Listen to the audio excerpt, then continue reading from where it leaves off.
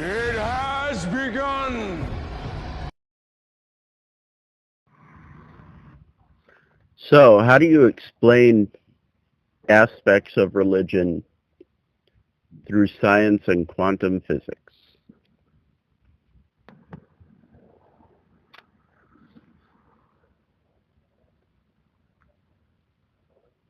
There are two base principles that you need to be willing to believe for the sake of this argument. First off, you have to understand what photons are. Photons act as both a wave and a particle. And they vibrate at the speed of light, so they have absolutely zero density, zero mass. So in any three-dimensional space, there is essentially an infinite number of photons. Now, as photons slow to their vibration slows to varying degrees, they become different waves and different particles. Okay? And of course, the particles that make up matter, protons, neutrons, electrons, the most elementary ones, have far, far, far slower vibrations than photons. But if animated properly to a higher vibration, they do become photons. That's right. But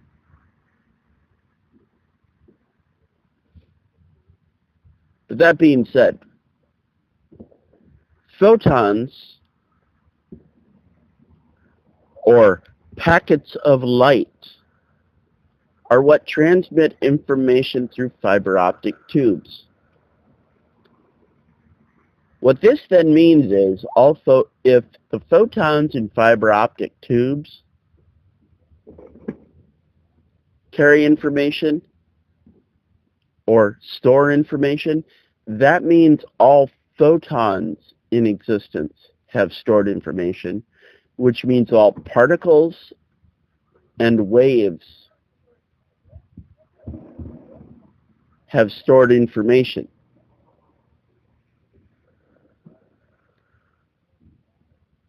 And what happens when you have all the stored information in existence? You become all-knowing. Therefore, God is essentially the all-knowing God is essentially the entire collection of all photons, waves, and particles in existence.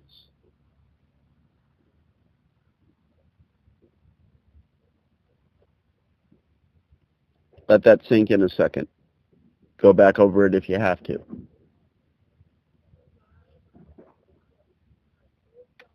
Two, the human soul, the very thing that gives consciousness and life to the body, is a packet of photons.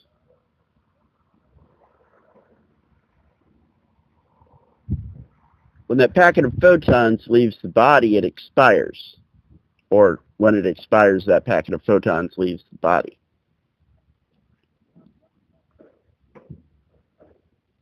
And it's not really a reality of where it goes,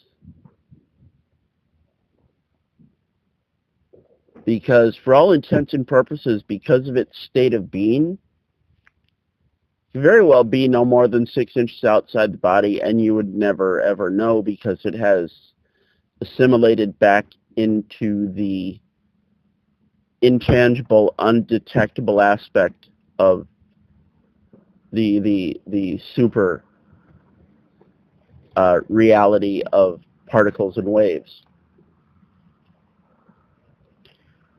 And so the soul carries life experiences with it.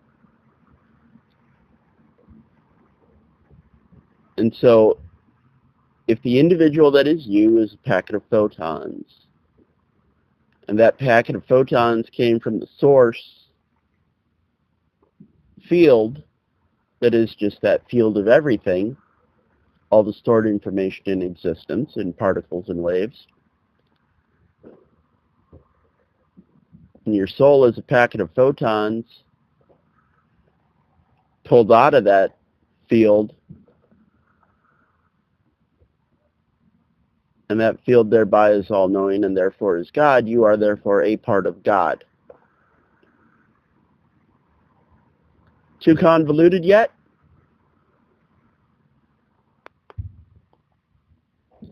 So the concept of heaven and hell in Christianity.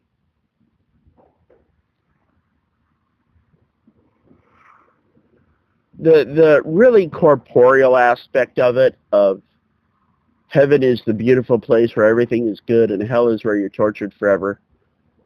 Well, that's just to play on the simple animal motivations of human beings to get them to behave.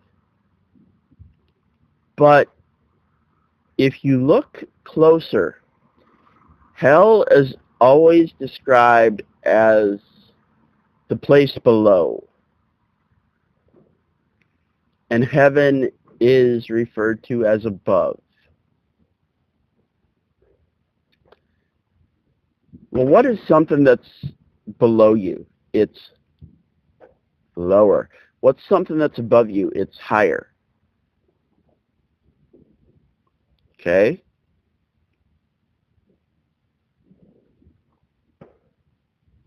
Negative emotions are a lower frequency or below positive emotions, which are a higher frequency.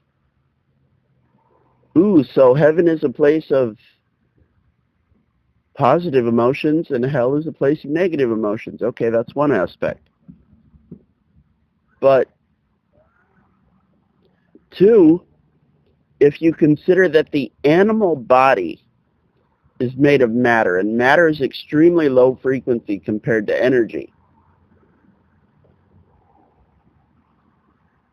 and the soul is made of photons, the highest frequency energy we know, the higher state of being is tapping into your photonic self, your non-corporeal self, and the lower being is tapping into the beast, the animal aspect, the body of yourself.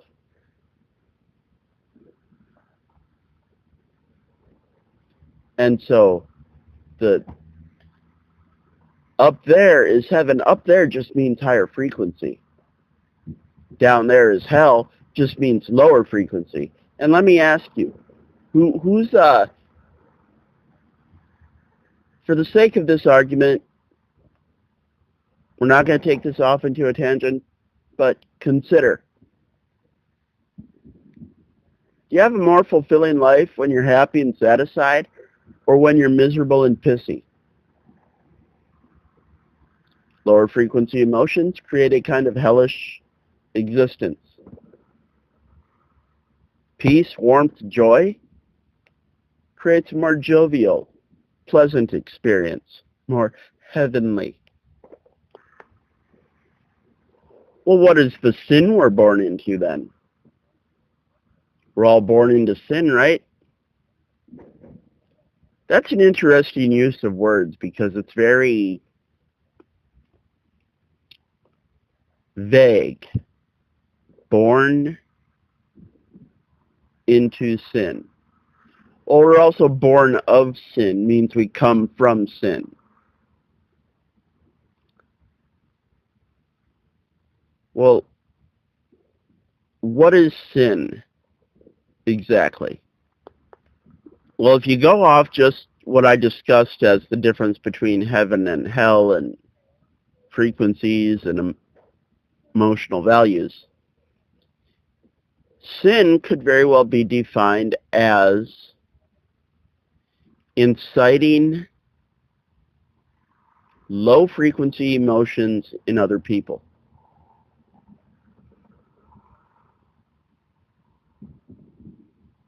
Okay? But the literal translation of sin means petty errors.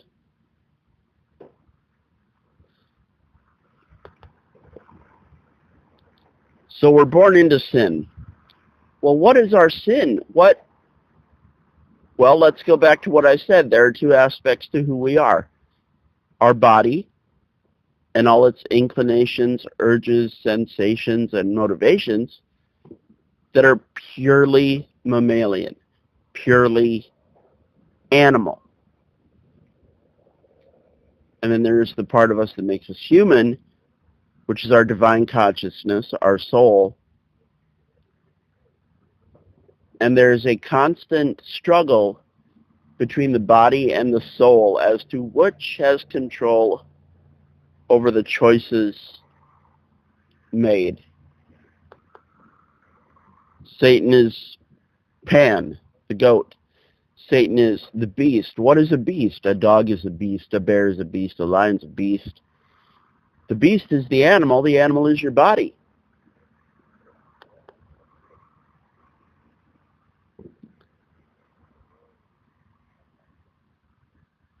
And the animal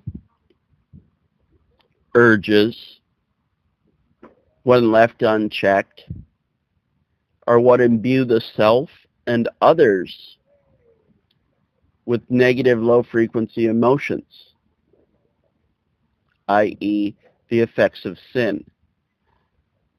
So we are souls born into animal bodies. That animal body is the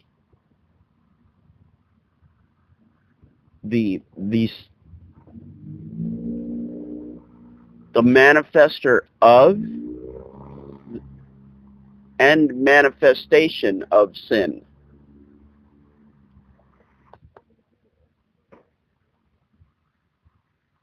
At this point, I'd like to cover two tenets from the Jehovah's Witnesses. The first one being the reason they give for going door to door, and that is Jesus said to spread the good news of the kingdom. Well, they took this far too literally. And what they're doing is not what he meant at all. Jesus was referring to the fact that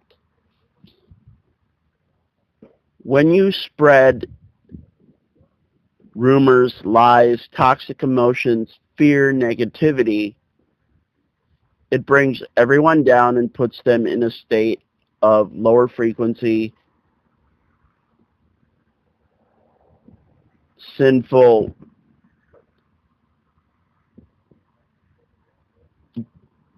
toxic situations, realities. But when you spread good news, warmth, love, happiness, optimism, positivity, good news, right? It lifts everyone's spirits. It raises their emotional frequencies. It makes everyone healthier, makes them sleep better, makes them more energetic, more productive, more peaceable. Jesus wasn't talking about knocking on people's doors like a bunch of crazy zealots telling them, you need to accept Jesus. No, Jesus was just telling you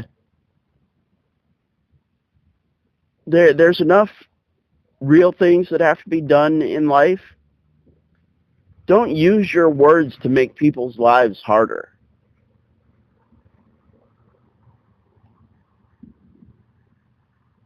And then there was another tenet of the second death. And that tenet was that the first death is the death of the body, and the soul goes on. It's fine. The second death is when the soul is torn asunder, never to exist again, when the soul is destroyed. It's kind of harsh, right? Okay. How do you destroy a soul? A soul is made of photons. You can't destroy photons. No, but you can destroy a soul. Here's how. At least a soul that has inhabited a human body. because it's spatially relevant here.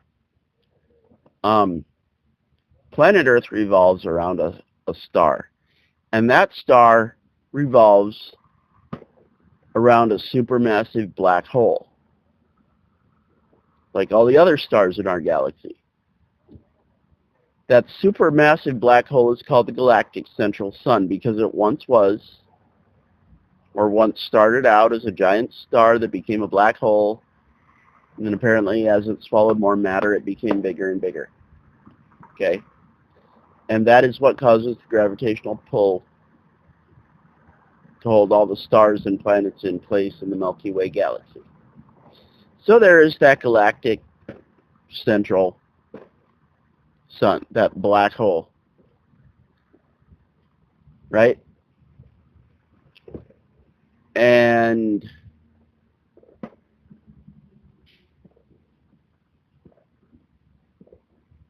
because of density and spin, different planets, different stars have different gravity fields that affect each other differently, that end up balancing each other out, for the most part, all around this black hole, so none of them get sucked in. But, okay, you know, obviously you're not going to stop a lot of things from getting in there, and eventually the galaxy is going to collapse into it anyway. But for the sake of that argument, when shit gets in the right position, right density, wrong gravity, it gets pulled into this black hole. So, how then does a soul become destroyed? A soul is a packet of photons, multiple photons collected together. When a soul becomes too inundated with low frequency emotion and experiences, its density increases. When it becomes too dense, and remember, because it's so very, very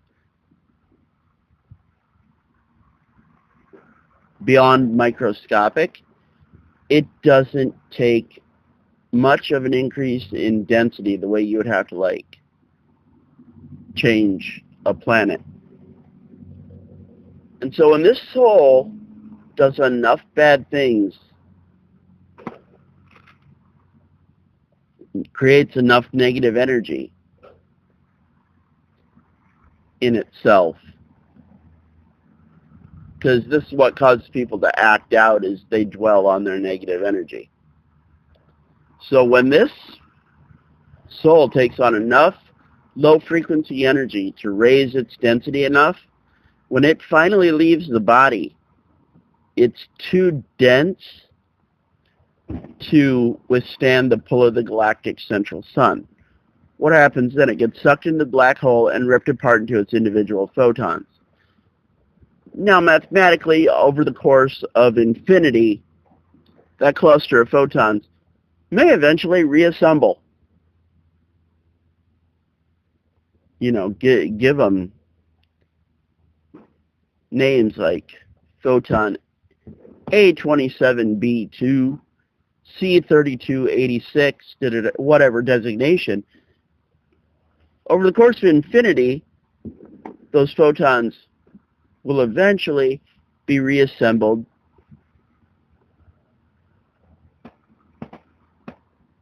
but because of the information they have stored and picked up over the time apart, even if you were to reassemble them, it will not be the same soul. So in effect, when the soul becomes too heavy with low frequency energy and leaves the body, it's too dense to avoid being sucked into the galactic central sun, where it's ripped apart into individual photons and redispersed into the universe, thereby creating the second death or the destruction of the soul. The fuck is reincarnation then? It's not all it's cracked up to be, really, but essentially, aside from all the corporeal details of it, it's essentially the tenet that the body is made of matter, so it's subject to entropy. The soul is not, because it's made of energy. When the body dies, the soul leaves the body, the soul continues on, and after a period of corporeal time, that soul can inhabit a different body, different place, different time, different timeline, different universe, whatever, because photons are infinitely pliable. And so that's essentially what reincarnation is. But then there's the argument of the past life experience, right? Past life memories, past life regression, who you were in a past life. Well, you see, it's interesting because there's two avenues to that, I've come to conclude. And it's up to you to decide which one works best for you, because after all, you really can't prove which one's more real than the other unequivocally. It's up to what you have faith in. First off, the idea that the soul, because it's photons, stores information. Therefore, as it goes from lifetime to lifetime, it carries certain information from those past lives with it. So when you tap into past life regression, are you tapping into your soul's past lives? Say, well, of course, that's it. End of story. Nope. It's a different one. See, the experiences you have that your body has are stored in the genes and the DNA. When you pass that on in procreation, your child is automatically endowed with those memories, those genetic and cellular, even DNA memories, not conscious memories. And so, as the body experiences things, it accrues information, stores it, passes it on through procreation. And through that aspect, I, through genetics, have genetic ancestral memories of my grandfather, of my great-grandfather, of my grandmother, of my great-grandmother, da-da-da-da-da-da-da. And so essentially, that too could explain the existence of, say, past life memories. You didn't actually live that life. You're tapping into the experiences of your ancestors stored in your DNA. I think this has gone on long enough. I'll cut it here. Thanks for listening. Is it over?